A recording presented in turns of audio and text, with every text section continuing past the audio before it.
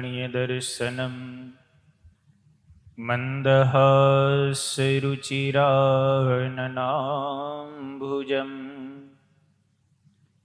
पूजितं सुरनरोत्तमेरमुदा धर्मनन्दनमहं विचिन्तये। ओम अवतारिणी श्री स्वामिनारायणाय नमो नमः।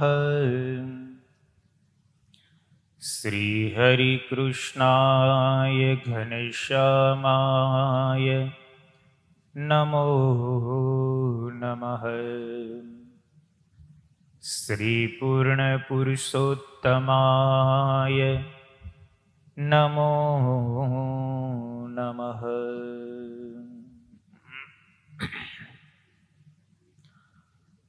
इष्टदेव भगवान श्री स्वामिनारायण, परम पूज्य सद्गुरु महंत मोहन प्रसाद दास जी स्वामी, पूजनीय संतो वाला भक्तजनों ने भावथी जय स्वामीनारायण।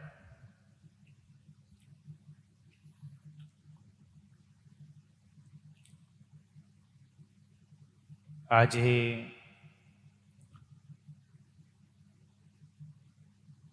52મો શ્લોક આપણે શ્રવણ કરવાનો છે। ગઈકાલે આપણે 3 શ્લોક લીધા, 49, 50 અને 51। આ બધા 6 શ્લોકોની અંદર નિત્ય વિધિની વાત મહારાજ કરે છે। મહારાજે ગઈકાલે 49, 50 અને 51ના શ્લોકની અંદર એવું કહ્યું કે અમારા સત્સંગી હોય એમની નિત્ય પ્રત્યે સૂર્ય ઉગ્યા પહેલા ઉઠવું, ત્યાર પછી ભગવાનનું સ્મરણ કરવું અને પછી શૌચ વિધિ કરવા જવું। શૌચ વિધિ પછી હાથની શુદ્ધિ થયા પછી દાંતણ કરવું, એ પણ એક જગ્યાએ બેસીને, ત્યાર પછી પવિત્ર જળે કરીને સ્નાન વિધિ કરવી। પછી મહારાજ કે ધોયેલું વસ્ત્ર પહેરવું ને ઓઢવું, પછી પવિત્ર પૃથ્વીને વિશે પાયથરું હોય અને સારી રીતે બેસી શકાય એવું હોય એવા આસન ઉપર બેસીને પૂર્વમુખ અથવા ઉત્તરમુખ રાખીને પછી આચમન કરવું। ત્યાં સુધીની વાત આપણે કાલે શ્રવણ કરી। 52મા શ્લોકની અંદર શ્રીજી મહારાજ એવું કહે છે, કર્તવ્યમ ઉર્ધ્વપુંડ્રમ ચ પુંભીરેવ સચંદ્રકમ કાર્ય સધવનારીભીર ભાલે કુમકુમચંદ્રક।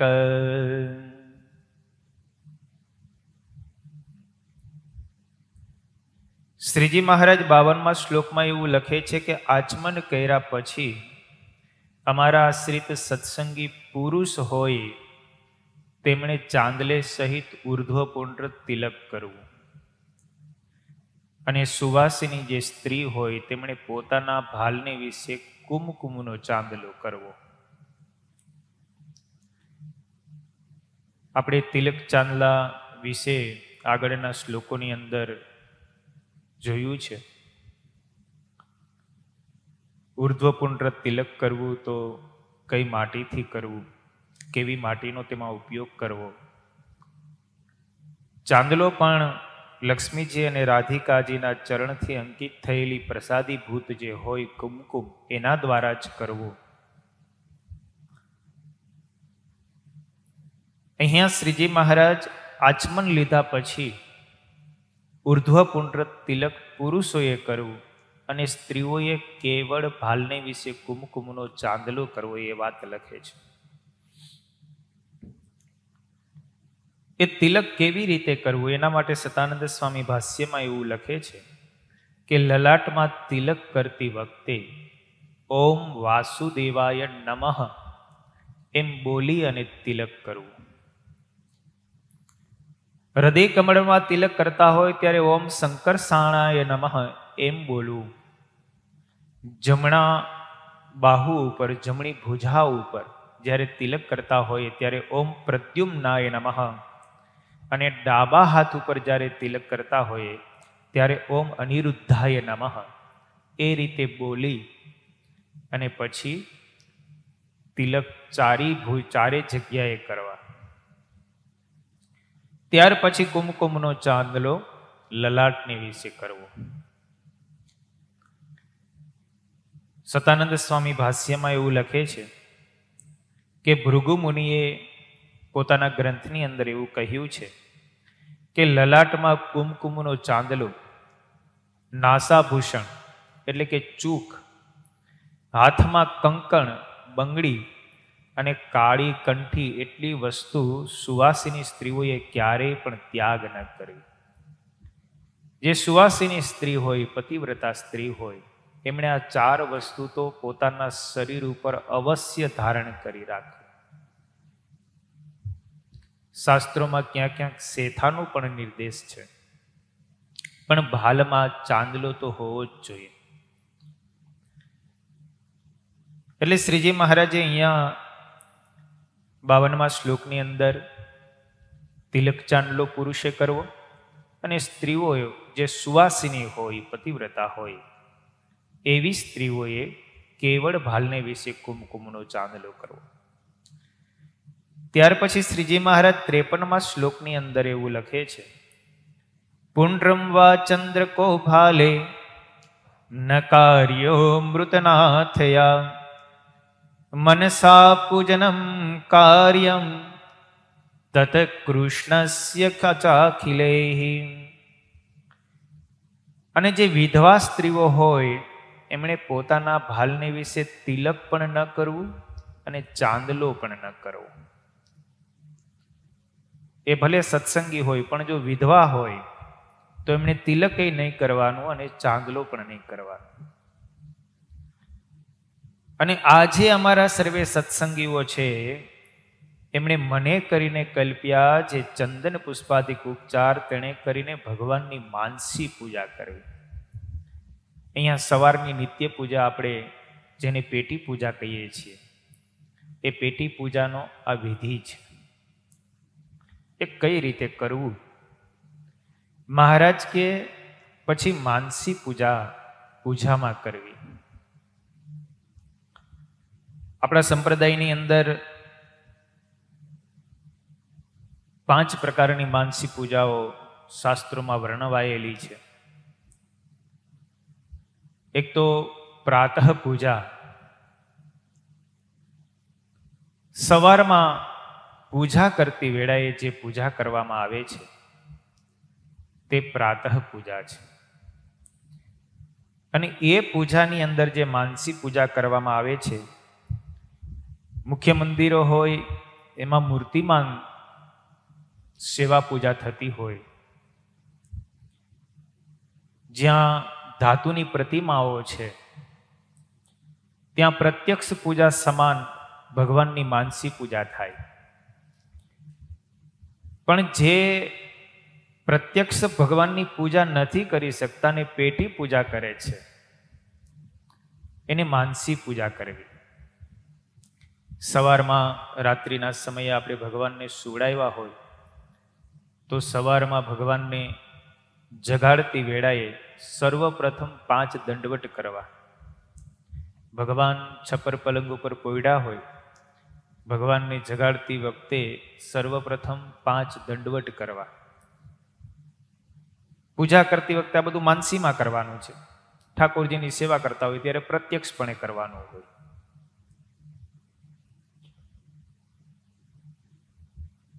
પછી ભગવાનને સેજ ટકોરી વગાડી અને જગાડવાના. આપણે જેમ અલાર્મ મૂકીએ ને એમ ભગવાનને સેજ ધીમે અવાજે. ઘણા લોકો તો મંદિરમાં પૂજારીઓ એવા હોય ને કે આમ મંદિરમાં પ્રવેશ કરે અને પછી ભગવાનનો પડદો ખોલવાનો એટલે ટકોરી વગાડવા એટલો બધો અવાજ કરે ને ભગવાન ભડકીને ભાગી જાય કે આ બધું શું છે. અમુક પૂજામાં એ બહુ વિવેક અને મર્યાદાઓ હોય. એકદમ નોર્મલ સહેજ અવાજ આવે એ રીતે ટકોરી વગાડી ભગવાનને પંચાંગ પ્રણામ પછી ભગવાનનો ચરણ સ્પર્શ કરી અને ભગવાનને પ્રાર્થનાપૂર્વક જગાડવાના હોય. એ ભગવાન તમે હવે જાગો. ત્યાર પછી ભગવાનને આપણે જેમ નિત્યવિધિ ભગવાને બતાવ્યો એ રીતે પ્રત્યક્ષ ભાવની અંદર રહીને ભગવાનને પણ નિત્યવિધિ કરાવવાનો હોય. ભગવાનને શૌચવિધિ કરાવવા, પછી હાથ ધોવડાવવા, ભગવાનને સરસ મજાનું રાત્રે પલાળેલું કોમળ એલચીમાં પલાળેલું દાંતણ હોય, એક બાજુ કૂચ કરેલી હોય, એક બાજુ સેજ ફાડિયા કરેલા હોય, કે ઓળ કરતી વખતે તોડવામાં કષ્ટ ન પડે એવું દાંતણ ભગવાનની આગળ ધરવાનું. ભગવાન એ કોમળ દાંતણ કરે, ભગવાન ઓળ ઉતારી લે પછી એ પ્રસાદીભૂત થયેલું દાંતણ લઈ લેવાનું. ઋતુ પ્રમાણે પછી ભગવાનને સ્નાન કરાવવાનું. ઉનાળો હોય તો પછી ગરમ પાણીથી સ્નાન ન કરાવાય. નિષ્કુળાનંદ સ્વામીએ નિષ્કુળાનંદ કાવ્યમાં લખ્યું છે, ભગવાનનો સેવક હોય પણ એ ઋતુ પ્રમાણે ભગવાનની સેવા કરે. શિયાળો હોય ને પછી ભગવાનને રોજ આઈસ્ક્રીમ જમાડે તો ભગવાનની દશા શું થાય? જેવું આપણા શરીરને ગમે, જે આપણને ભાવે, જે રીતે આપણે વર્તતા હોઈએ એ રીતે ભગવાનની સેવા પૂજા કરવાની હોય. સવારમાં ભગવાનને ઋતુ પ્રમાણે, શિયાળો હોય તો ઉષ્ણ જળથી ભગવાનને સ્નાન કરાવવાનું, ઉનાળો હોય તો શીત જળથી ભગવાનને સ્નાન કરાવવાનું. આપણે તો મનોકલ્પિત ભગવાનને સ્નાન કરાવવાનું. પછી ભલે ને આપણે જળની અંદર કેસર નાખીએ, આપણે ક્યાં લેવા જવું છે? ભગવાનને જળની અંદર કેસર નાખીએ અને કેસરયુક્ત જળથી ભગવાનનો અભિષેક થાય. ભગવાનના એક એક અંગને ચોળીને ભગવાનને નવડાવીએ. ઘણા માનસી પૂજામાં પણ બહુ લોભ કરતા હોય. એટલે ભગવાનના એક એક અંગને ચોળીને નવડાવી પછી સરસ મજાનું ભગવાનને પિતાંબર પહેરાવીએ. એક પિતાંબર ખેસ ઓઢવા માટે આપણે આપીએ. ભગવાનને સરસ મજાની ફૂલની માળા હોય, એ ફૂલની માળા ભગવાનને પહેરાવીએ. બાજુબંધ હોય, પગના તોડા હોય, ફૂલના બનાવેલા હોય, તો એ સવારમાં પહેરાવી અને પછી ભગવાનને સિંહાસન ઉપર, સોનાના સિંહાસન ઉપર ભલે બેસાડીએ. આપણે જોવામાં ના આવ્યું હોય પણ મનોકલ્પમાં શું વાંધો છે? સુવર્ણ સિંહાસન ઉપર બેસાડીને મહારાજની પૂજા કરીએ. ભાલમાં કુમકુમનો ચાંદલો, ઉર્ધ્વપુંડ્ર તિલક, ચરણના જમણા અંગૂઠાની અંદર કુમકુમનો ચાંદલો. ત્યાર પછી ભગવાનને સવારનો સમય હોય તો સવારના સમયે આપણે જે નાસ્તામાં લેતા હોય એવી એવી વસ્તુઓ ભગવાનને ધરાવી. પછી બપોરનું ભોજન સવારમાં ન ધરાવાય. સવારમાં હળવો નાસ્તો હોય, બટેકા પૌવા હોય, ક્યારેક ફુલકા ને દહીં હોય, તો એવું ભગવાનને ધરાવવાનું. ત્યાર પછી ભગવાનની સન્મુખ બેસી અને માળા કરવાની. સંપ્રદાયમાં 5 પ્રકારની માનસી પૂજા છે. બપોરનો સમય થાય ત્યારે બપોરના સમયે પણ ભગવાને જે વસ્ત્રો અલંકારો પછી આપણે ધરાવ્યા બધા નીચે ઉતારી અને પછી ભગવાનને એક સરસ મજાના બાજુઠ ઉપર બેસાડી અને પછી બપોરનું જે ભોજન હોય, દાળ ભાત શાક રોટલી મિષ્ટાન ફરસાણ, પછી બટેકા વડા હોય, જે હોય તે. શાસ્ત્રમાં એવું લખ્યું, ભગવાનને ભાવે એવું નહીં, આપણને ભાવે એવું ભગવાનને ધરાવવું. આપણને કારેલાનું શાક ન ભાવતું ભગવાનને નહીં ધરાવવાનું. આપણને ભાવે એવું ભગવાનને ધરાવવું. શું કામ? એને તો આપણને એમાં ભાવ જાગે. ભગવાનને ગમતી વસ્તુ આપણે ધરાવીએ અને આપણને ન ગમતી હોય તો જમાડવાનું બહુ મન થાય નહીં. એટલે શાસ્ત્રમાં એવું વિધાન છે કે આપણને જે ગમતું હોય, આપણને જેવા વસ્ત્રો ફાવતા હોય, આપણને જેવા વિષયો ભોગવવા ગમતા હોય એવા ભગવાનને આપણે કલ્પવા અને ભગવાનને એવી રીતે જમાડવા. ત્યાર પછી ઉત્થાપનની માનસી પૂજા આવે છે. ભગવાનને બપોરે જમાડ્યા પછી ભગવાનને પોઢાડ્યા હોય 3:30 કે 4 વાગ્યાનો સમય થાય એટલે ભગવાનને જગાડવા, ત્યારે વિવિધ પ્રકારના જે ફ્રૂટો હોય એ ફ્રૂટો ભગવાનને ધરાવા. ઉનાળાનો સમય હોય તો શરબત ભગવાનને ધરાવાય, આઈસ્ક્રીમ ભગવાનને ધરાવાય, વરિયાળીનું શરબત હોય તો ધરાવાય. આપણે ક્યાં બનાવવું છે? મનથી કલ્પના કરીને પણ આ બધું થઈ શકે. એટલે ભગવાનને આ રીતે ઉત્થાપનની માનસી પૂજા. ત્યાર પછી શયન અને સંધ્યા બંને આરતીની વચ્ચે ભગવાનને જે ભોગ લગાડવામાં આવે, જેને સાંજનું આપણે ભોજન કહીએ, વાડું કહીએ, એ ભગવાનને કરાવવાનું. ત્યારે ભગવાનને સાંજના ભોજનની અંદર ભાખરી હોય, બટેકાનું શાક હોય, કઢી ખીચડી હોય, અથાણા હોય, પાપડ હોય, એવું બધું ભગવાનને ધરાવવાનું. ભગવાનને પૂરી ધરાવાય, ક્યારેક થેપલા, સારો સમય હોય તો પાઉંભાજી, રગડાપુરી, ભેળપુરી, ક્યારેક ક્યારેક, બહુ નહીં, પછી ગેસ થઈ જાય ભગવાનને. રોજે રોજ એવું નહીં ધરાવવાનું. ભગવાનને આપણને જે રીતે શરીરને અનુકૂળતા હોય, આપણે રોજ જમીએ તો કેવું થાય? આપણે દરરોજ માટે અઠવાડિયું કે 10 દિવસ કંઈક એક જ ધારું આવતું હોય ને તો આપણે તરત કહીએ કંઈક ફેરફાર કરો ને મેનામાં. એમ ભગવાનને પણ અલગ અલગ મેનુ હોવું જોઈએ, દરરોજ એક સરખું જ નહીં. એ રીતે 5 પ્રકારની માનસી પૂજા આપણા સંપ્રદાયની અંદર પ્રચલિત છે. એ પ્રકારે માનસી પૂજા. અને છેલ્લી માનસી પૂજા એ શયનની માનસી પૂજા, કે જેમના ભગવાનને 9-10 વાગ્યાનો સમય હોય અને એ સમયે ભગવાનની લીલા ચેષ્ટાનું, નિત્યકર્મનું સ્મરણ કરીને ત્યાર પછી ભગવાનને છપ્પર પલંગ ઉપર પોઢાડવાના હોય. એક પીતાંબર, એક નાનો એવો ઝીણો પતલો ઋતુ પ્રમાણે ખેસ, શિયાળો બહુ હોય, ઠંડી બહુ હોય તો ભગવાનને બ્લેન્કેટ ઓઢવા આપીએ, મચ્છરનો ત્રાસ હોય તો મચ્છરદાની ભગવાનને બાંધી દઈએ, ઉનાળાનો સમય હોય તો પંખો, એસી એને એવા રૂમની અંદર પધરાવીને પોઢાડીએ. એટલે એ રીતે ઋતુ પ્રમાણે ભગવાનની સેવા કરવી. મંદિરોની અંદર પણ સેવાનો વિધિ હોય. ઉનાળો હોય તો ચંદનના વાઘા ભગવાનને થાય, કે જેથી કરીને ભગવાનને શીતળતા રહીએ. ઉનાળો હોય તો ચંદનના વાઘા પૂર્ણ થાય એટલે આછા વસ્ત્રો અને શ્વેત વસ્ત્રો મોટે ભાગે ધરાવવામાં આવતા હોય. પછી મખમલમાં વેલ્વેટના વાઘા હોય ને તમે ઉનાળામાં ભગવાનને ધરાવો તો ગરમી થાય ભગવાન. શિયાળો હોય ત્યારે વેલ્વેટના વાઘા હોય મોટે ભાગે, કે જેથી કરીને ઠંડી બહુ ન લાગે. ચોમાસું આવે ત્યારે થોડાક સાદા વાઘા હોય, બહુ કિંમતી વાઘા ઓછા ધરાવવામાં આવે. એટલે ઋતુ પ્રમાણે ભગવાનની એવી સેવા પૂજા કરવી.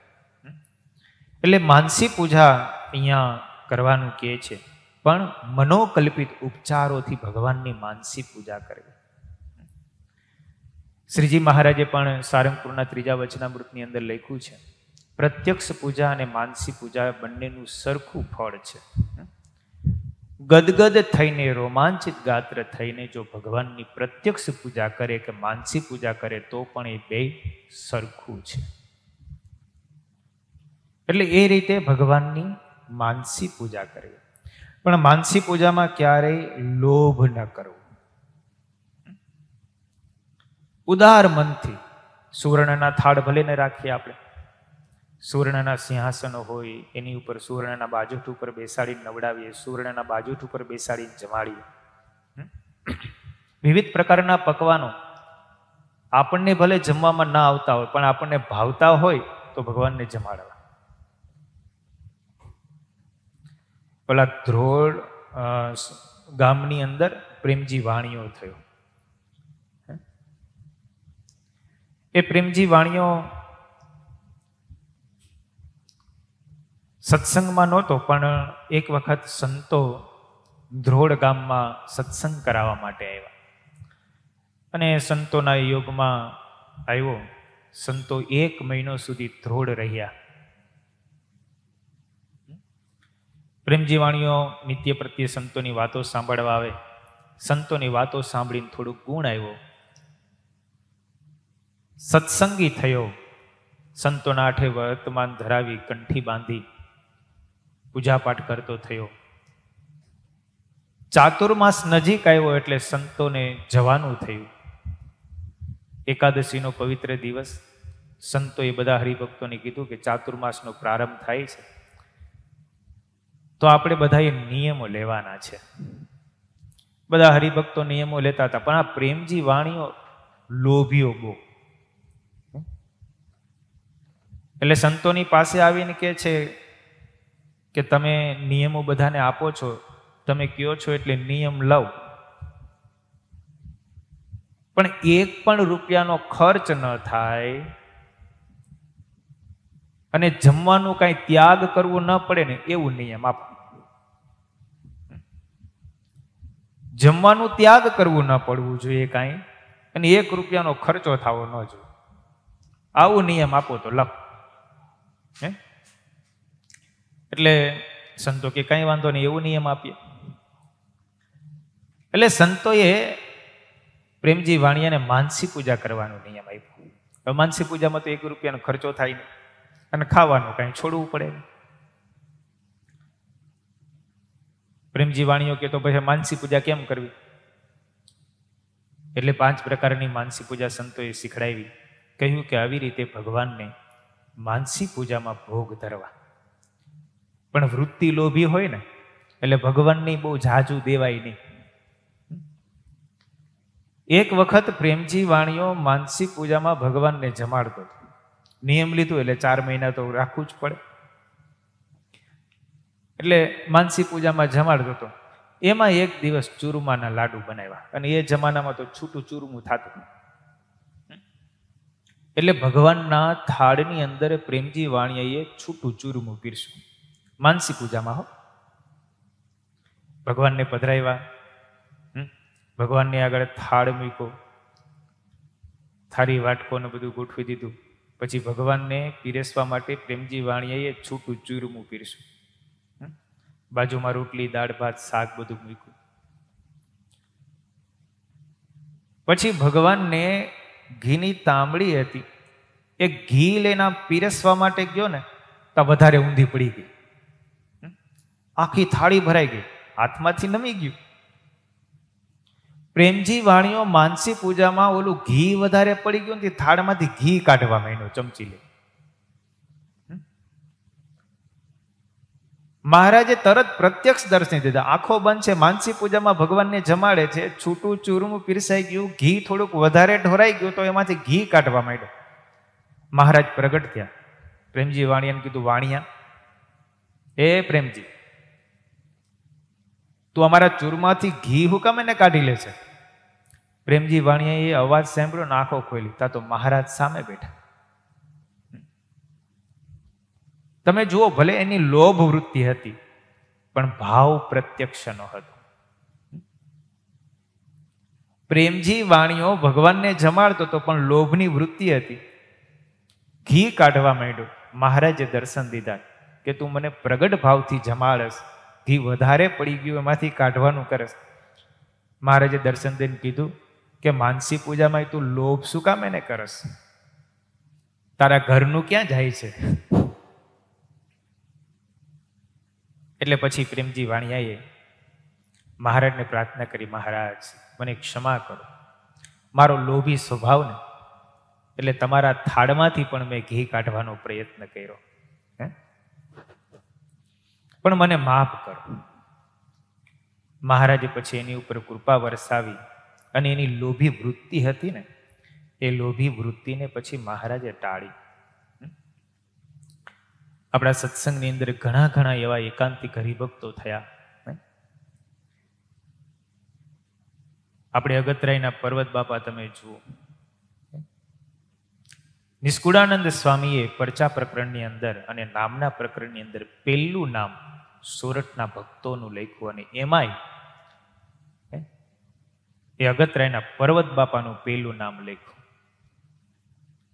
નિષ્કુળાનંદ સ્વામીએ એની સ્થિતિ કેવી બતાવી, અક્ષર રૂપ સ્થિતિ બતાવી. ત્રણેય અવસ્થામાં મહારાજનું દર્શન એમને થતું. એક વખત એ પર્વત બાપા વાડીએ ગયા,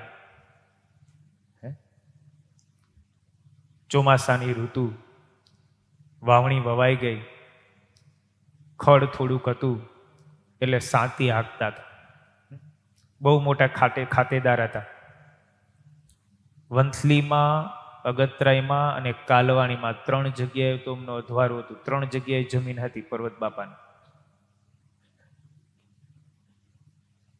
અને એ પર્વત બાપા સાતી હાકે, બાજુમાં મજૂર હતા એ પણ સાતી હાકતા હતા. હાથી રાખ્યા હોય. પર્વત બાપાને બપોરનો મધ્યાહનનો સમય થયો. ચોમાસાની ઋતુ હતી, બધી જગ્યાએ ભેજવાળું થોડુંક વાતાવરણ હતું, બેસીને માનસી પૂજા કરી શકાય એવો સમય નહોતો. અને સાતી હાકતા હાકતા સમય થયો એટલે પર્વત બાપા આંખો મીચીને માનસી પૂજા કરવા લાગ્યા. હાથી ચાલુ છે, કારણ કે બળદ હોય ને, રોજ ના હોય એટલે એને ખબર જ હોય કેમ ચાલવું, એને પછી બહુ ધ્યાન ઓછું દેવું પડતું હોય. તમે બળદને વાડીએથી ગાડીએ જોડી દો અને મૂકી દો એટલે સીધા ઘરે જ જાય, ક્યાંય ન જાય. પણ માણાનું ધ્યાન રાખવું પડે. ઘરેથી નીકળે પછી ક્યાં જાય કઈ નક્કી ન હોય.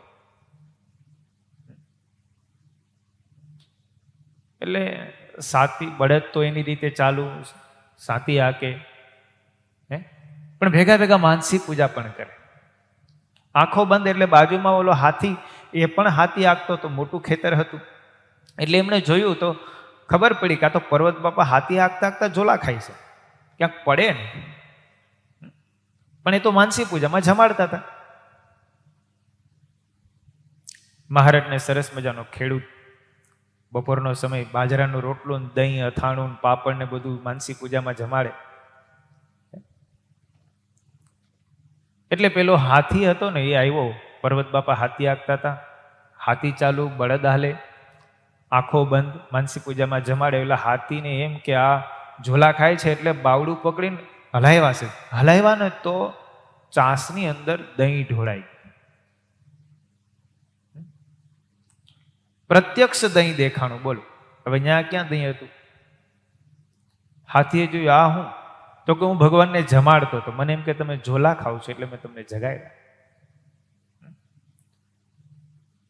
પ્રત્યક્ષ ભાવથી પણ માનસી પૂજા જો કરતા હતા તો પ્રગટ દહીં દેખાણું. એટલે આવા એકાંતિક ભક્તજનો પણ આપણા સંપ્રદાયની અંદર થયા. કેવી સ્થિતિ! એકનો એક દીકરો મૃત્યુ પામે. પર્વત બાપાને 4 દીકરાઓ હતા. મેઘજી નામના દીકરા માંદા પડ્યા અને અંત અવસ્થા જેવું હતું. સંદેશો આવ્યો ગઢપુરથી, મહારાજ બોલાવે છે. પર્વતભાઈ ચાલતા થઈ ગયા. આપણે હોય તો આવું બધું કરવું બહુ કઠણ પડે હો. વિચારધારાઓ કેવી! ખેતરે કામ કરતા હતા, બોરડીના ઠૂઠા કાપતા હતા, હાથમાં કોદાળી હતી અને કોદાળી છટકી. જોડા પહેરાતા, જોડાનો આગળનો ભાગ કપાઈ ગયો. પણ પર્વતભાઈને તરત વિચાર આવ્યો કે આ પગમાં કાંઈ વાગ્યું નહીં, જોડા પહેરાતા ને, પણ આગળનો ભાગ હતો ને એની ઉપર વાવી કુવાડી, આગળનો ભાગ કપાઈ. પણ એ જ સમયે પર્વતભાઈને એવો વિચાર આવ્યો. શું વિચાર આવ્યો? કે આ કુવાડો પગમાં આવ્યો હોત, પગ કપાણો હોત તો 1.5 મહિનો ખાટલામાં સૂતું રહેવું પડત. હવે 1.5 મહિનો ગઢપુર જઈને મહારાજનો અને સંતોનો સમાગમ કરી આવું. વાગ્યું કાંઈ નથી હો. તોય આવો વિચાર આવ્યો અને ખેતીવાડીનું કામ બધું છોડીને ગઢપુર જતા રહ્યા. આવી સ્થિતિવાળા હરિભક્તો આ સત્સંગની અંદર થયા છે. ઉપલેટામાં લાલા બાપા થયા, સમાધિનિષ્ઠ પુરુષ. ગુણાતીતાનંદ સ્વામીના યોગમાં આવેલા, મહારાજના દર્શન કરેલા.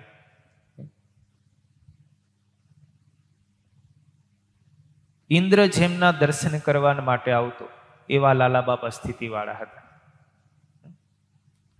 સોરઠ પ્રાંતની અંદર એક વાત વરસાદ થયો નહીં, બહુ જાણવા જેવો અને સમજવા જેવો પ્રસંગ. એટલે સોરઠના હરિભક્તો અમુક મોટા મોટા વંથલીના અને સાપુરના નવા ગામના થોડા હરિભક્તો બધા ભેગા થઈ ગુણાતીતાનંદ સ્વામી પાસે ગયા.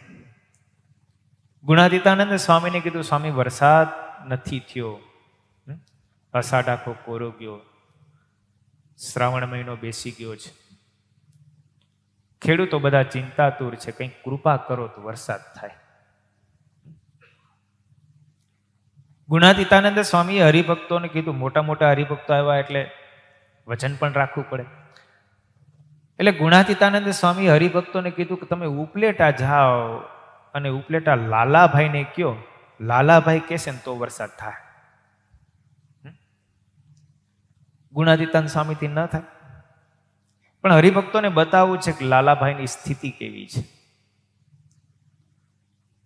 બધા હરિભક્તો તૈયાર થયા કે હાલો ઉપલેટા જઈએ. તો પછી ગુણાતીતાનંદ સ્વામી કે ઉભા રહ્યો,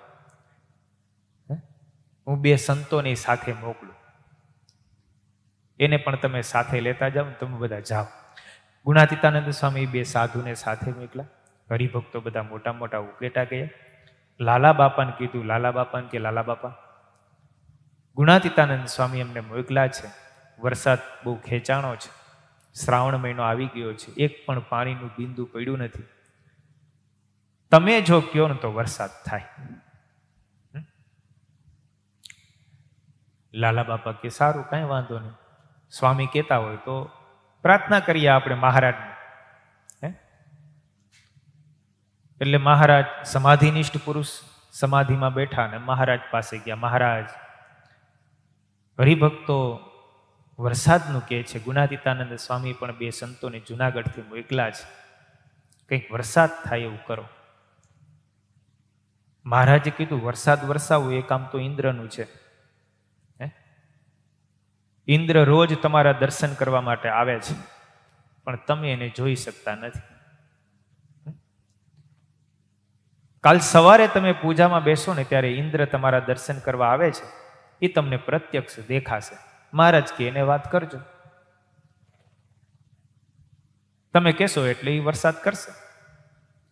સવારે લાલા બાપા પૂજામાં બેઠા, ઇન્દ્ર દર્શન કરવા આવ્યો, હરિભક્તોના દર્શન કરવા. હો, આ બધા ગપ્પા નથી, વાસ્તવિક વાતો છે. શ્રીજી મહારાજ વચનામૃતની અંદર લખે છે, ભવ બ્રહ્માદિક દેવોને પણ આ સંતનું દર્શન દુર્લભ છે. આ સાધુ તો ભવ બ્રહ્માદિક દેવ કરતા પણ અધિક છે, એવો શબ્દ લખ્યો મહારાજે વચનામૃતમાં. કારણ કે એને પ્રગટ ભગવાનનો સંબંધ છે, એટલો એનો આ મહિમા છે.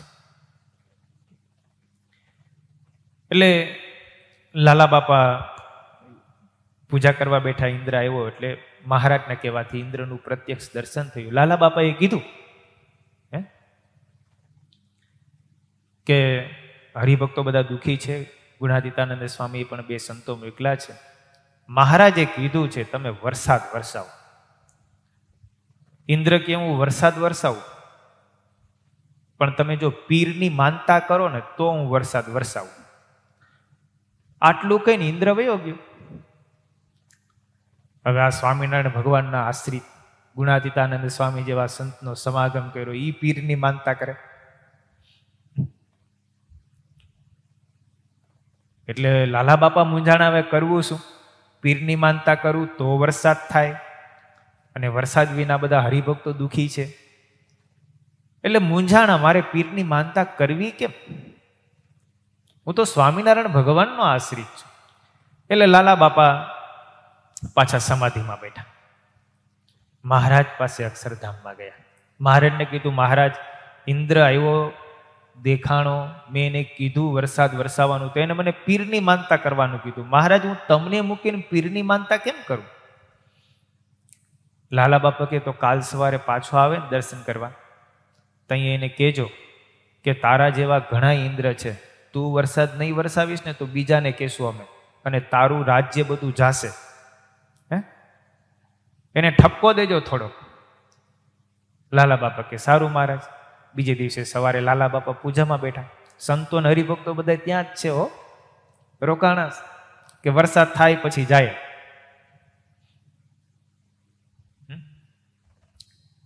ઇન્દ્ર આવ્યો. લાલા બાપાએ ઇન્દ્રને કીધું, ભાઈ હું પીરની માનતા તો નહીં કરું.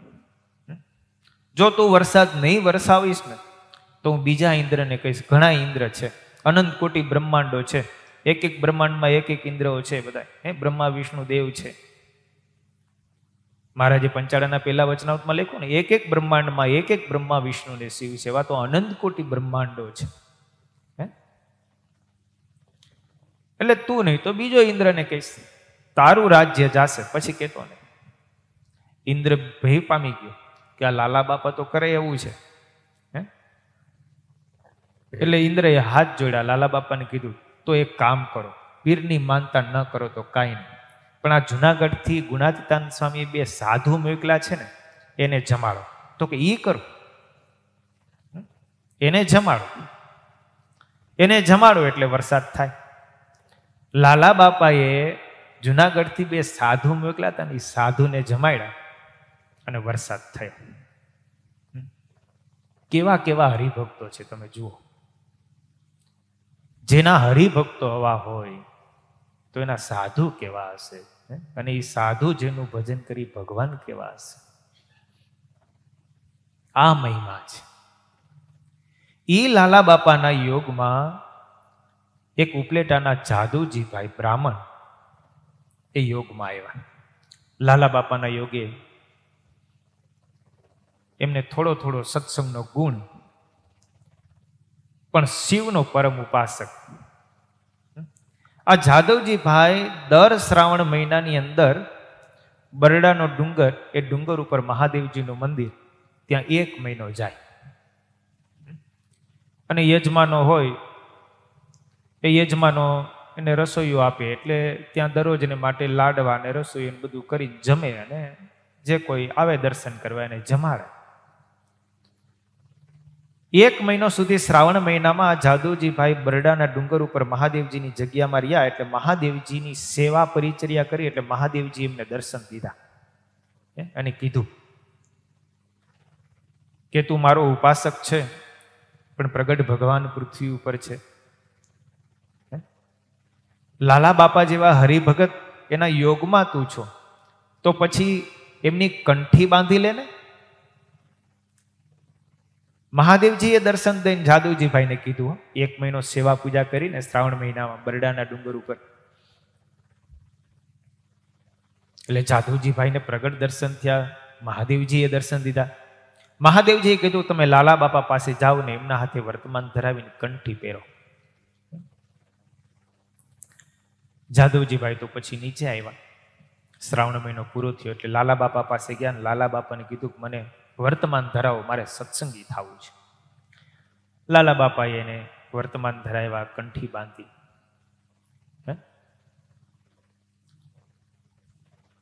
જાદવજી ભાઈ પૂછ્યું મારે કરવાનું શું?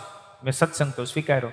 એટલે સત્સંગના પંચ વર્તમાન એની લાલા બાપાએ બધી વાતો કરી, પૂજા આપી, માનસી પૂજા કરવાનું કહ્યું કે તમારે ભગવાનની આવી રીતે માનસી પૂજા કરે. લાલા બાપાએ શીખડાવ્યું એ પ્રમાણે પછી દરરોજ જાદવજીભાઈ માનસી પૂજા કરે. પણ ભગવાનને માનસી પૂજામાં જમાડે ને, જમાડે ખૂબ ભાવથી પ્રેમથી જમાડે, બધા મિષ્ટ ભોજનો સ્વાદિષ્ટ ભોજનો જમાડે, પણ ચડું કરવાનું ભૂલી જાય. ભગવાનને જમાડે પણ ચડું કરાવે નહીં.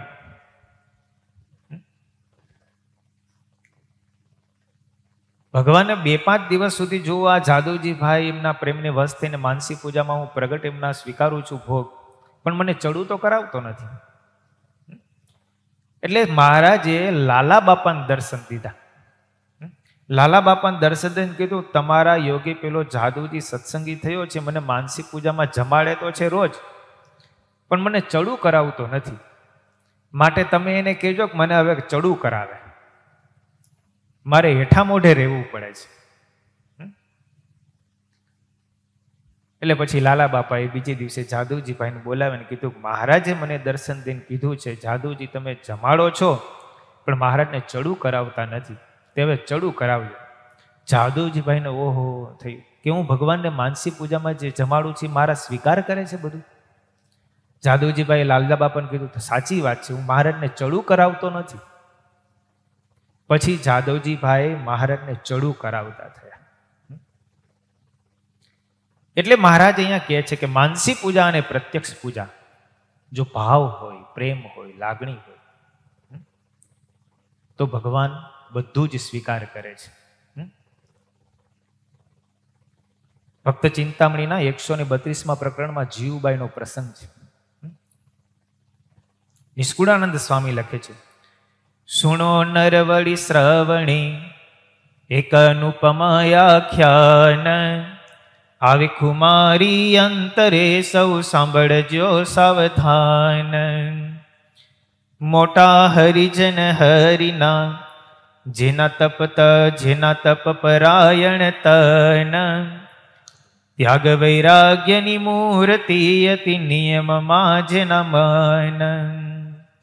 મહારાજના મોટા હરિજન, બહુ સ્થિતિવાળા અને એકાંતિક ભક્ત જીવબાની વાત નિષ્કુળાનંદ સ્વામી લખે છે. જે દિવસથી મહારાજ એમને મળ્યા તે દિવસ તેમના ત્યાગ, તપ, વૈરાગ્ય, નિયમ, તેમની દ્રઢતા ગજબની હતી.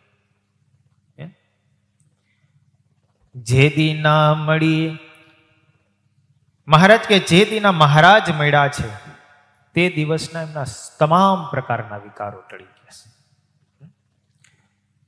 ભાગવતની અંદર પણ ગોપીઓ માટે આવું જ લખાણું છે. જે દિવસથી શ્રી કૃષ્ણ ભગવાનનો યોગ ગોપીઓને થયો ને તે દિવસથી એમના તમામ પ્રકારના વિકારો ટળી ગયા હતા.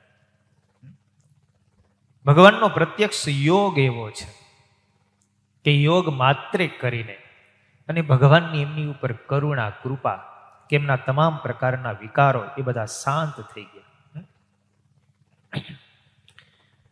જીવુબાઈ હરિજન હવા માંડી હરિમૂર્તિ પૂજવા, તેની તાત કહે સુણો બાઈ આંસુ લીધું બાળપણા માઈ.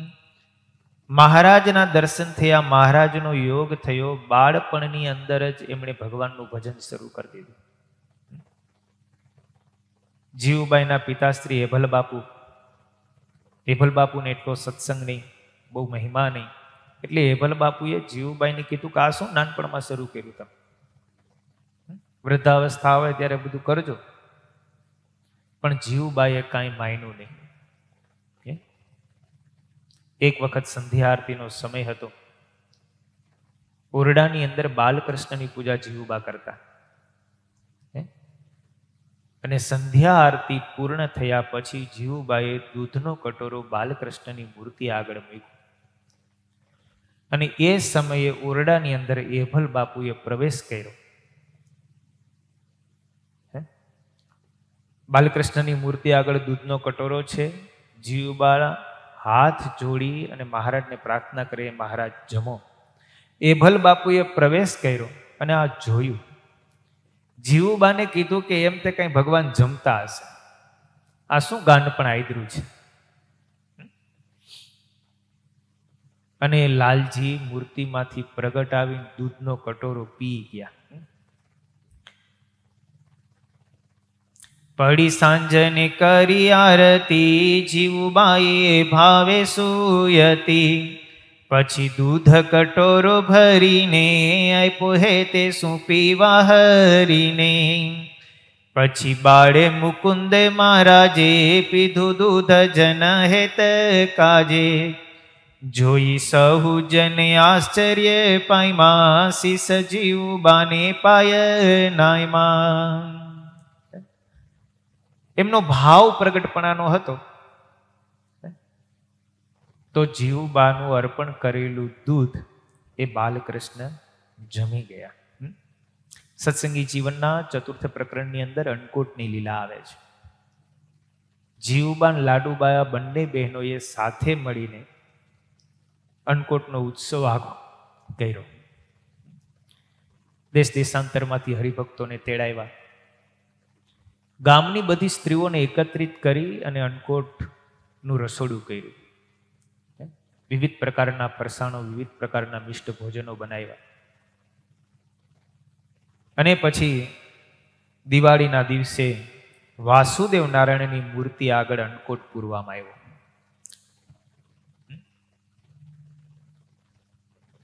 એ અન્નકૂટ પુરાણો જીવુબા, લાડુબા બધા સ્ત્રી ભક્તો સામે બેસીને ભગવાનને જમાડવા બેઠા. વાસુદેવ નારાયણની મૂર્તિમાં પ્રગટ ભગવાનનું દર્શન થયું. મહારાજ લીમડા નીચે હરિભક્તોની સભામાં, સંતોની સભામાં બેઠા છે. આ બાજુ વાસુદેવ નારાયણના ઓરડાની અંદર અન્નકોટ પુરાણો છે.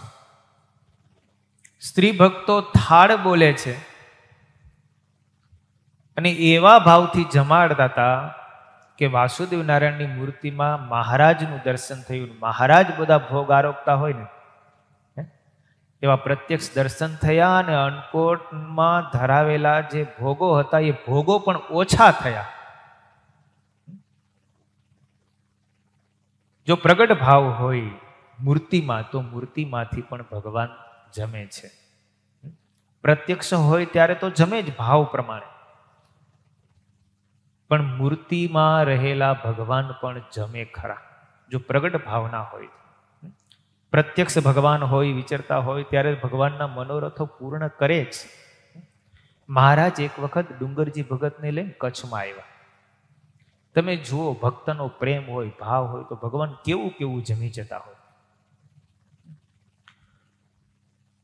મહારાજ અને મહારાજની સાથે એક ડુંગરજી ભગત, બીજું કોઈ નહીં. મહારાજ કચ્છમાં વિચરણ કરવા નીકળ્યા. મહારાજ લાંગણો જ પધાર્યા. સંધ્યા આરતીનો સમય થવા આવ્યો. એ લાંગણોજમાં અમૃતબાઈ કરીને એક મહારાજના પ્રેમી હરિભક્ત. મહારાજ અમૃતબાઈને ઘરે પહોંચ્યા. મહારાજ 5 મિનિટ અમૃતબાઈના ઘરે બેઠા. અમૃતબાઈએ જળ આપ્યું. મહારાજે જળનો સ્વીકાર કર્યો. મહારાજને અમૃતબાઈ કે મહારાજ તમે રોકાવ, સાંજનો સમય થઈ ગયો છે, તમારા માટે સરસ મજાના રોટલા બનાવી દઉં, વાળું કરો. મહારાજ કે અમારે ઉતાવળ છે, નીકળી જવું છે, અમે નહીં રોકાય. એટલે ખૂબ પર અમૃતબાઈ આગ્રહ કર્યો પણ મહારાજ રોકાણા જ નહીં. મહારાજ પછી નીકળી ગયા. થોડેક દૂર ચાલ્યા ત્યાં રસ્તા ઉપર જ અમૃતબાઈની વાડી. મજૂર લોકો ત્યાં કામ કરે. સંધ્યા ઢળી ગઈ હતી એટલે બધા નીકળવાની તૈયારી કરતા હતા. મજૂર લોકો બધા ગાડાની અંદર બધો સામાન ભર્યો, ગાડા જોડીને ગાડામાં બેસી અને મજૂર લોકો ગામ તરફ હજી જવાની તૈયારી કરે. ત્યાં મહારાજ અમૃતબાઈની વાડીએ પહોંચ્યા. મજૂરોને પૂછ્યા, વાડી કોની? તો કે તમારા ભગત અમૃતબાઈની. વાડીની અંદર સરસ મજાના વૃક્ષો હતા મોટા. મહારાજે ડુંગરજી ભગતને કીધું કે આપણે અહીંયા રાત રોકાઈ જઈએ. ડુંગરજી ભગત મહારાજને કે મહારાજ અમૃતબાઈ એટલો બધો આગ્રહ કરતા હતા, પેટમાં જીવડા બોલે છે. એને થાળ જમવા માટેનો આગ્રહ કર્યો, તમને જમવામાં વાંધો શું હતો? ડુંગરજી ભગત મહારાજને ઠપકો દેવા લાગ્યા. હો મહારાજ કે એને ભાવ તો બહુ દેખાડ્યો હતો, પણ હવે જે થયું તે ખરું. હવે આપણે નીકળી જ ગયા છીએ ગામમાંથી. એક કામ કરીએ, અહીંયા રાત રોકાઈ જઈએ, સવારે અહીંથી આપણે સૂર્યોદય થશે પછી નીકળીશું. એ મજૂરોને કીધું કે અમારે અહીંયા રાત રોકાવું છે. મજૂરોએ ને ખબર હતી કે આ તો અમૃતબાઈના ભગવાન છે, એટલે મજૂરોએ કીધું કંઈ વાંધો નહીં, આ તમારું જ ખેતર છે, તમારા ભક્તનું જ છે, અહીંયા રોકાવ. મહારાજને ડુંગરજી ભગત બંને રાત રોકાણા વાડીમાં. આ બાજુ મજૂરો ઘરે આવ્યા એટલે તરત અમૃતબાઈને વાત કરી, તમારા ભગવાન આપણી વાડીએ રોકાણા છે. અમૃતબાઈને મનમાં થયું મહારાજે બહુ કરુણા કરી. અહીંયા તો આગ્રહ કર્યો પણ મહારાજ રોકાણા નહીં. પણ અમૃતબાઈને જમાડવાનો ભાવ બહુ હતો ને, એટલે અમૃતબાઈએ સવારમાં 3 વાગે જાગ્યા, નાહી ધોઈને પૂજાપાઠ કર્યા. 4:30 જેવો સમય થયો એટલે અમૃતબાઈએ સરજ મહારાજ માટે ઓહાવીને સેવ બનાવી. મહારાજ રાત રોકાણા છે પોતાની વાડીએ, એટલે મહારાજ નીકળે ને એની પેલા મહારાજને જમાડી દો. એ સમયે કાંઈ લાઇટની તો બહુ કાંઈ સુવિધાઓ હતી નહીં. દીવાના અંજવાળે બધું કરવાનું હોય. એટલે સરસ મજાની સેવ બનાવી. એક ડબરામાં દળેલી ખાંડ હતી, એ ખાંડ લીધી અને ભાતની અંદર મૂકી.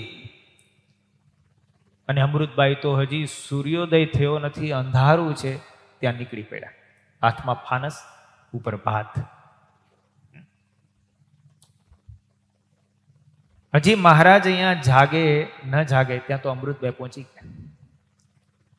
અમૃતભાઈ એવા, મહારાજ હું તમારા માટે શિરામણ લાવી છું. મહારાજે જલ્દી જલ્દી સ્નાન વિધિ કર્યો. કૂવામાં જળ હતું, જળથી ડુંગરજી ભગતે સ્નાન કરીને મહારાજની પૂજા કરી. ડુંગરજી ભગત કે મહારાજ ભૂખ બહુ લાગી છે, અમૃતભાઈ લાવ્યા છે, તમે પેલા આરોગો એટલે અમને પ્રસાદ મળે. અમૃતભાઈને પણ આજે ભાવ છે, એટલા બધા મહારાજ આજે પોતાના હાથનું જમે. મહારાજને એક સરસ વૃક્ષ નીચે જગ્યા સાફ કરી આપી, એક કપડું પાથરી આપ્યું. મહારાજે કે મહારાજ અહીંયા બિરાજો. મહારાજની આગળ થાળી મૂકી. હજી સૂર્યોદય સેજ સેજ થવાની તૈયારી છે, અંધારા જેવું છે. મહારાજને જમવા બેસાડ્યા અને ભાવથી મહારાજના થાળીમાં સેવ પીરસી. સાકરનો ડબરો સાથે લાવ્યા હતા, મુઠ્ઠી ભરીને સાકર નાખી. મહારાજના મુખારવિંદ સામે પોતાની દ્રષ્ટિ છે અમૃતભાઈ. મહારાજને ભાવથી જમાડે છે. એટલા બધા ભાવ વિભોર થઈ ગયેલા છે. મહારાજે તરત સેવની અંદર ખાંડ ભેળવીને જમવા લાગ્યા. મહારાજે પેલો કોળિયો મોઢામાં મૂક્યો ને, પણ અમૃતભાઈ સામે ભાવ જોયો. મહારાજ કઈ બોલ્યા નહીં, જમવા જ લાગ્યા. મહારાજ કે લાવો, હજી બહુ ભૂખ લાગી છે. અમૃતભાઈ બીજી વાર પીરસ્યું. ડબરામાંથી ખાંડ ભરી નાખી. મહારાજ હલાવીને જમ્યા.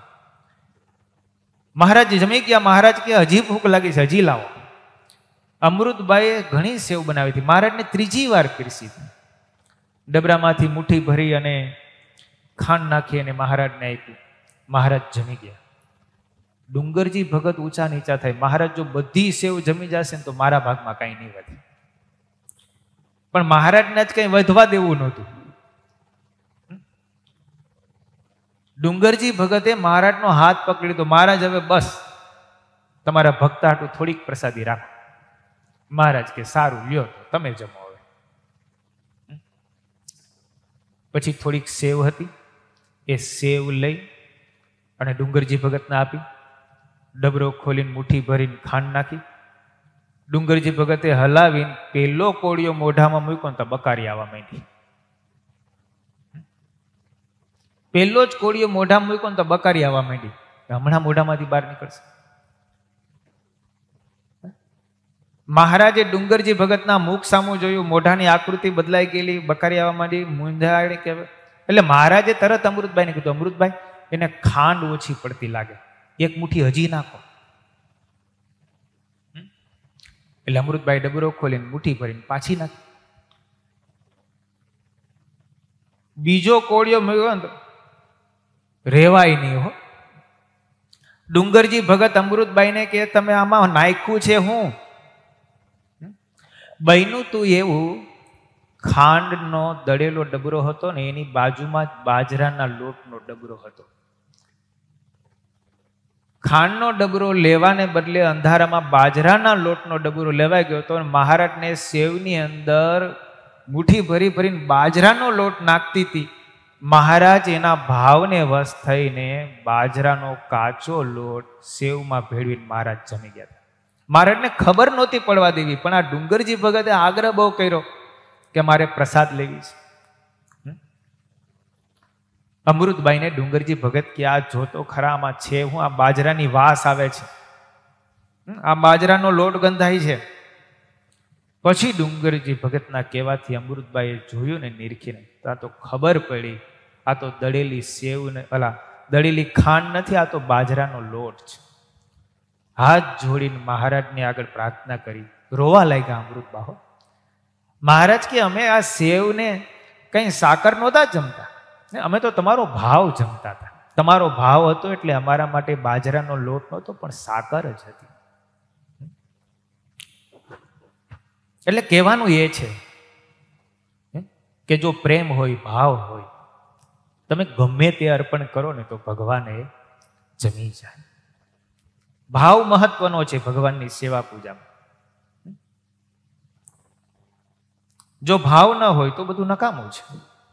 એટલે શ્રીજી મહારાજ અહીંયા માનસી પૂજાનું કીધું કે તિલક ચાંદલો કર્યા પછી અમારા આશ્રિત જે ભક્તજન હોય એમણે માનસી પૂજા કરી. ગઢપુરની અંદર ઉકા ખાચર થયા. તમે જુઓ, ભાવ હોય. એક વખત ગઢપુરમાં સભા ભરાઈને બેઠી હતી.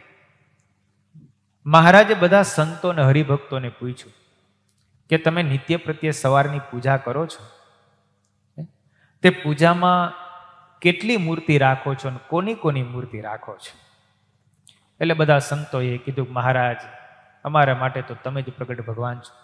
મહારાજે આધારાનંદ સ્વામી પાસે ચિત્રની મૂર્તિઓ બધી બનાવેલી, છાપની મૂર્તિઓ મલાવેલી પેલા વહેલા શરૂઆતમાં, અને બધા સંતો ને હરિભક્તો પૂજતા.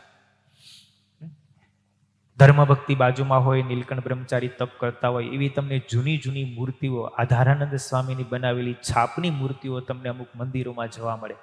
તમે વડતાલની અંદર હરિમંડપમાં જાઓ તો હરિમંડપમાં ઉપર બધી મુક્તાનંદ સ્વામી, ગોપાળાનંદ સ્વામી જે પૂજા કરતા એ બધી મૂર્તિઓ છે.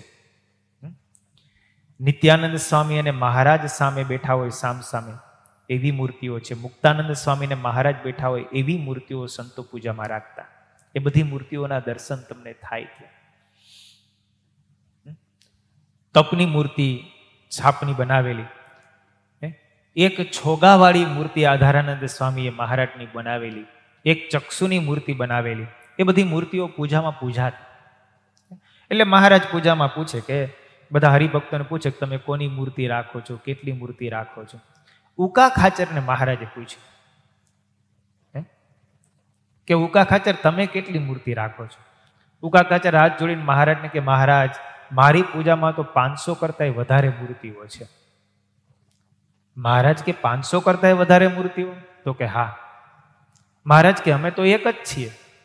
તો કે મહારાજ આ 500 પરમહંસો છે ને મારી મૂર્તિઓ જ છે. મહારાજ કે તમે સેવા પૂજા એમની કેમ કરો છો?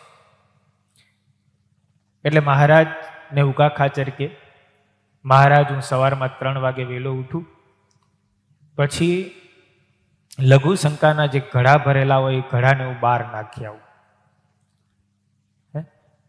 પછી સંતોષ ઉઠે, સ્નાન કરવા માટે ઘેલામાં જાય, તે ગઢપુરના સંત આશ્રમથી લઈ, સાધુની જાયગાથી લઈ અને ઘેલા નદીના કાંઠા સુધીનો રસ્તો સાફ કરો, કે જેથી કરીને સંતો સ્નાન કરવા જાય તો ત્યાં કાંટા કાંકરા કંઈ વાગે નહીં. સંતો સ્નાન કરવા જાય એટલે સાધુની જાયગાની અંદર એમના આસનો એ બધા સંકેલીને મૂકી દાવ. એ સાધુની જાયગા આખી વાળીને સાફ કરું એટલે સંતોને પૂજા કરવામાં વાંધો ન આવે. પછી માંદા સંતો હોય એના માટે ઘેલા નદીમાંથી જઈને પાણી ભરી આવું, એમને સ્નાન કરાવું, એમના ધોતિયા ધોઈ આપું. એટલે મારો આ નિત્ય પૂજાનો આ ક્રમ છે. ઉકા ખાચરની આ પ્રત્યક્ષ પૂજા જોઈ અને રાજી થયા મહારાજો. મહારાજે મધ્ય પ્રકરણના 25મા વચનામૃતમાં લખ્યું કે ઉકા ખાચરને જેવી સંતની સેવા કર્યાનું વ્યસન પડ્યું છે, એવું જેને વ્યસન પડે એના તમામ મલિન ઘાટ સંકલ્પ છે ને ટળીને ભસ્મ થઈ જાય છે. જુઓ કેવી પૂજા. આ પર્વતભાઈનો પણ એવો પ્રસંગ છે ને, મહારાજે ખટરસના નિયમ આપ્યા, શેરડી અને શેરડીમાંથી બનેલી કોઈ વસ્તુ ખાવી નહીં. ટીનમસમાં પ્રસંગ બન્યો અને મહારાજે સંતોને નિયમ આપી દીધા. સંતો ઝાડે ફરવા ગયા હતા, વાડ હતો એમાં, અને ખેડૂતે જઈને મહારાજને ફરિયાદ કરી, તમારા સાધુ અમારા વાડમાં આવીને શેરડી વાઢી જાય છે. મહારાજે બધા સંતોને નિયમ આપી દીધા, શેરડી ખાવી નહીં ને શેરડીમાંથી બને એ પણ ખાવું. એક વખત ગઢપુરની અંદર એક ખેડૂત શેરડીનું ગાડું ભરીને આવ્યો. પર્વતભાઈ ને ગોરધનભાઈ ને મયારામ ભટ્ટ અને બીજા દેશ દેશાંતરના હરિભક્તો બધા હતા. સંતોને બધાને નિયમ એટલે શેરડીનું ગાડું ભરીને આવ્યું. મહારાજે શેરડીનો ઉત્સવ કર્યો, બધા હરિભક્તો શેરડી જમે, મહારાજ શેરડી જમે. પર્વતભાઈ એકલા એક બાજુ બેઠા. મહારાજે પર્વતભાઈને કીધું, પર્વતભાઈ શેરડી જમો, આ બધા હરિભક્તો જમે છે. પર્વતભાઈ હાથ જોડીને મહારાજને કે, મહારાજ મારા ઈષ્ટદેવ શેરડી ન જમે તો હું કેમ જમું? મહારાજ કે, તમારો ઈષ્ટદેવ વળી કોણ? અમે તો તમારા ઈષ્ટદેવ છીએ ને અમે તો શેરડી ખાઈએ છીએ, આ હરિભક્તો બધા જમે છે. તો કે નહીં મહારાજ, તમે મારા ઈષ્ટદેવ તો છો, પણ આ 500 પરમહંસો છે ને એ પણ મારા ઈષ્ટદેવ છે. એ જો ન જમે તો હું કેમ જમું? પર્વતભાઈની આ સમજણ અને નિષ્ઠા અને સંતો પ્રત્યેનો આદર ભાવ જોઈને મહારાજ રાજી થયા. આ વાત જીવુબાન લાડુબાઈએ ઓસરીમાં બેઠા બેઠા સાંભળી. એટલે જીવુબાન લાડુબાઈએ મહારાજને કહેવડાવ્યું, મહારાજ આ પર્વતભાઈ આટલા નિયમધારી છે તો આ સંતોના નિયમો છોડાવો. પછી મહારાજે સંતોને આજ્ઞા કરી કે હવે તમારે શેરડી જમવી અને શેરડીમાંથી બને એ પણ જમવું. અને પછી બધા સંતો શેરડી જમ્યા, પછી પર્વતભાઈ શેરડી જમ્યા. આવા આવા સત્સંગમાં હરિભક્તો થયા છે. એકબીજા પ્રત્યે આદર ભાવ, પ્રેમ, નિષ્ઠા, આત્મીયતા, સમજણ, આ બધું બહુ શીખવા જેવું અને કરવા જેવું હોય છે. એટલે શ્રીજી મહારાજ આ શ્લોકની અંદર કહે છે કે અમારા આશ્રિત ભક્તજનોએ તિલક ચાંદલો કર્યા પછી માનસી પૂજા કરવી, અને પ્રત્યક્ષ પૂજાના ભાવથી ગદગદ કંઠ થઈને જો માનસી પૂજા કે પ્રત્યક્ષ પૂજા કરીએ તો એ બંને સમાન છે. એ વાત મહારાજ આ શ્લોકમાં કરી. પછી આગળ મહારાજ માનસી પૂજા કર્યા પછી મૂર્તિઓ પધરાવી અને મંત્ર જાપ કરવા માટેની જે વાત કરે છે એ આપણે કાલે શ્લોકની અંદર લઈશું. સહજાનંદ સ્વામી મહારાજની જય. સ્વામી નારાયણ નારાયણ નારાયણ. સ્વામી નારાયણ નારાયણ નારાયણ. સ્વામી નારાયણ સ્વામી નારાયણ. સ્વામી નારાયણ સ્વામી નારાયણ. સ્વામી નારાયણ નારાયણ નારાયણ. સ્વામી નારાયણ નારાયણ નારાયણ. સહજાનંદ સ્વામી મહારાજની જય.